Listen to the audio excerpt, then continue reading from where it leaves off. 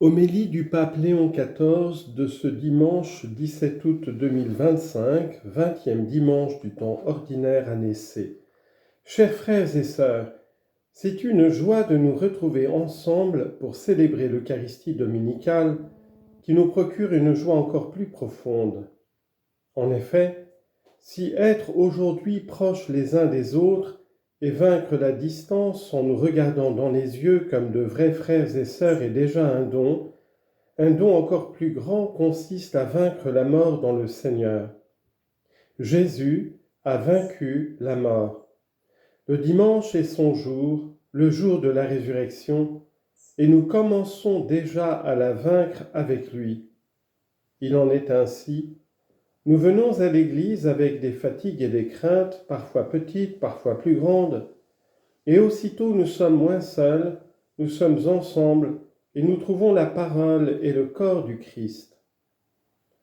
Notre cœur reçoit une vie qui va au-delà de la mort. C'est le Saint-Esprit, l'Esprit du ressuscité, qui fait cela parmi nous et en nous, silencieusement, dimanche après dimanche, jour après jour. Nous nous trouvons dans un ancien sanctuaire dont les murs nous entourent. Il s'appelle Rotonde et sa forme circulaire, comme celle de la place Saint-Pierre et d'autres églises anciennes et nouvelles, fait que nous nous sentons accueillis dans le sein de Dieu. À l'extérieur, l'Église, comme toute réalité humaine, peut nous sembler anguleuse. Mais sa réalité divine se manifeste lorsque nous franchissons le seuil et que nous y trouvons un accueil.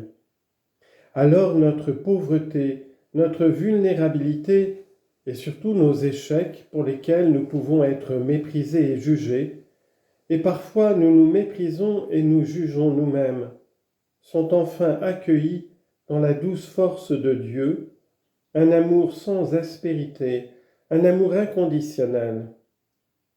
Marie, la mère de Jésus, est pour nous le signe et l'anticipation de la maternité de Dieu. En elle, nous devenons une Église mère qui engendre et régénère, non pas en vertu d'une puissance mondaine, mais par la vertu de la charité. Ce que Jésus dit dans l'Évangile que nous venons de lire peut nous surprendre. Nous recherchons la paix, mais nous avons entendu « Pensez-vous que je sois venu mettre la paix sur la terre ?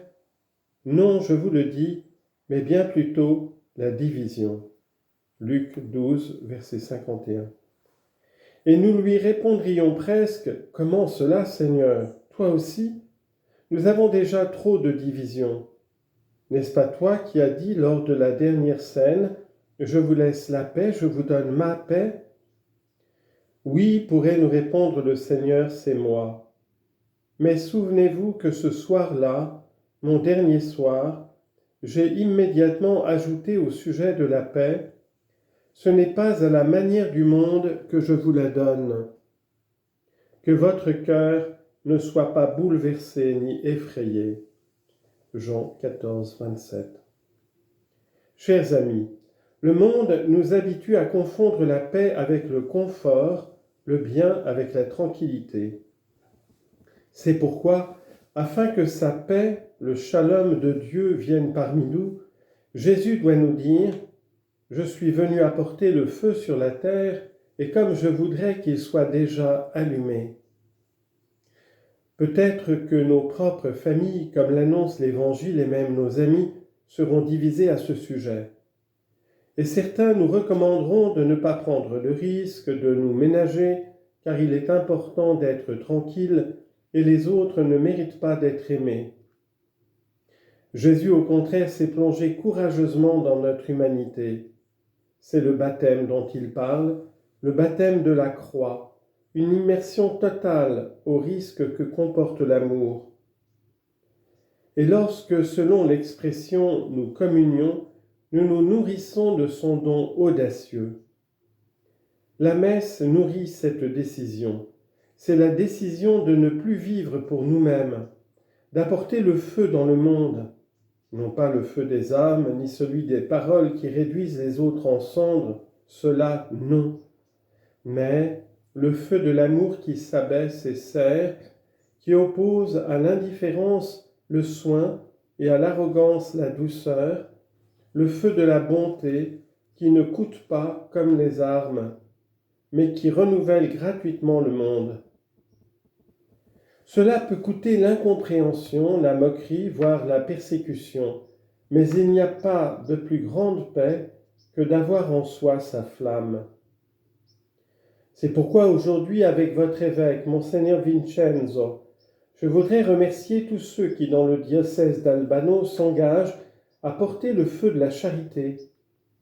Et je vous encourage à ne pas faire de distinction entre ceux qui aident et ceux qui sont aidés, entre ceux qui semblent donner et ceux qui semblent recevoir, entre ceux qui semblent pauvres et ceux qui se sentent capables d'offrir leur temps, leurs compétences, leur aide.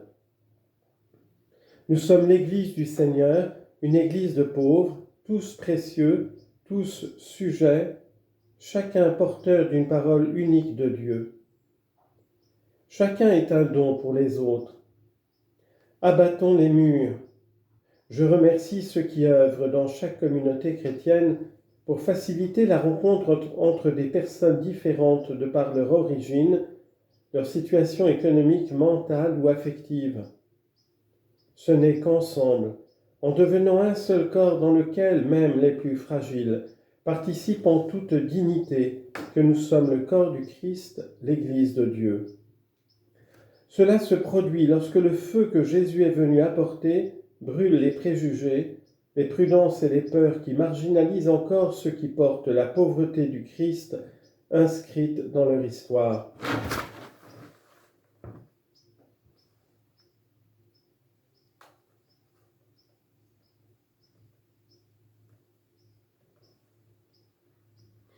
Ne laissons pas le Seigneur hors de nos églises, de nos maisons et de notre vie. Dans les pauvres, au contraire, laissons-le entrer et alors nous ferons aussi la paix avec notre pauvreté, celle que nous craignons et que nous refusons lorsque nous recherchons à tout prix la tranquillité et la sécurité.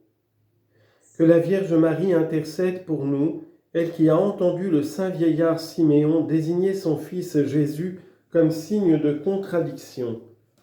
Luc 2, 34. Que les pensées de nos cœurs soient dévoilées et que le feu de l'Esprit Saint transforme nos cœurs de pierre en cœurs de chair. Sainte Marie de la Rotonde, priez pour nous.